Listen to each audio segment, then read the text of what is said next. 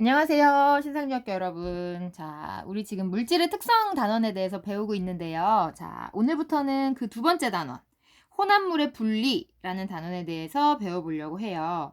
지난 시간까지는 물질의 특성이라고 할 수 있는 게 어떤 것들이 있었나. 그래서 밀도, 용해도, 끓는 점 이런 것들을 배웠다면 이제는 그런 물질의 특성을 이용해서 여러 가지 섞여 있는 혼합물을 하나하나 분리해보는 방법들에 대해서 배워보려고 해요.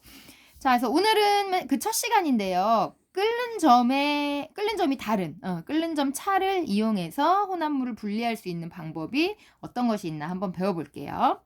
자, 요거를 써먹을 수 있는 경우는 물론 끓는 점이 다른 물질이 섞여 있을 때겠죠. 끓는 점이 다른 액체 상태의 혼합물을 분리할 때 주로 쓰는 방법이에요. 혼합물을 분리할 때 사용합니다. 자, 대표적인 그 방법의 이름은 증류가 있어요. 증류. 자, 요 증류라고 하는 방법은 풀어서 설명을 하면 먼저 여러 가지 순물질이 섞여 있는 액체 혼합물이 있어요. 근데 이 액체 혼합물을 이루고 있는 물질들은 끓는 점이 다른 경우예요. 그러면 이 액체 혼합물을 가열해서 끓는 점에 다다르면, 근데 끓는 점이 두 개가 다르기 때문에 더 낮은 끓는 점에 있는 물질이 먼저 끓겠죠. 그러면 끓는 점에 도달한 물질이 가열할 때 기체로 되어서 나올 거 아니에요.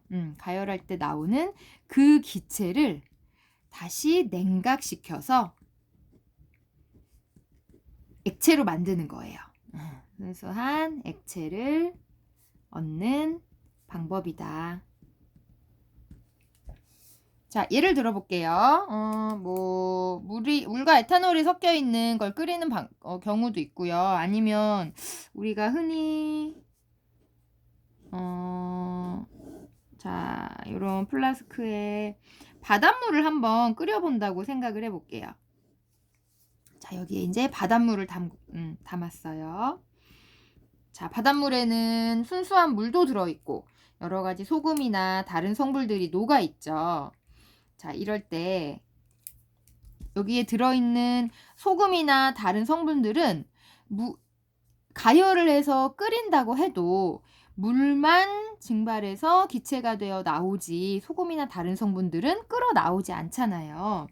자, 그런 경우는 자, 여기 플라스크 밑에 쪽을 이제 가열을 하겠죠. 이제 바닷물을 이용해서 순수한 물을 얻고 싶은 거예요.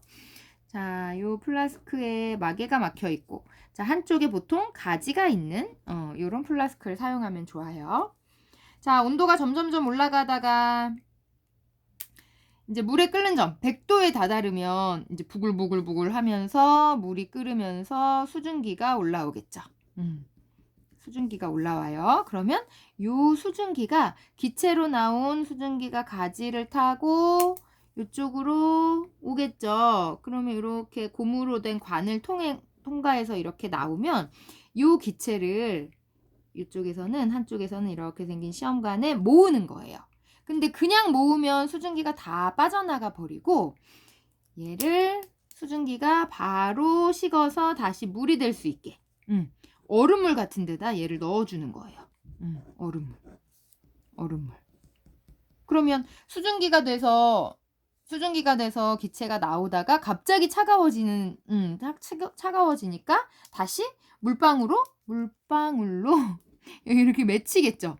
맺히면서 그 물방울들이 고이면 이쪽에서 순수한 물을 얻을 수 있는 거예요. 자, 이렇게 끓는 점이 다른 여러 가지 물질이 섞여 있을 때 이 혼합물을 끓이면 끓는 점이 더 낮은 물질이 먼저 끓어 나와서 그 물질을 다시 냉각시켜서 얻는 방법. 이거를 증류라고 불러요. 자, 이렇게 끓는 점 차를 이용해서 혼합물을 분리하는 경우가 어떤 게 있냐면요. 우리가 저기 바닷속에서 석유를 우리가 보통 이렇게 뽑아낸다고 하죠. 이렇게 정제하지 않은 채취한 상태 원형 그대로의 석유를 우리가 원유라고 부르거든요.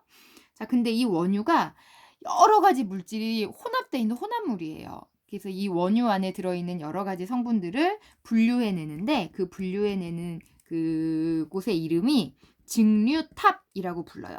이름에도 나와 있지만 증류를 이용해서 원유를 분리하는 거예요. 증류탑에서 원유를 분리할 때.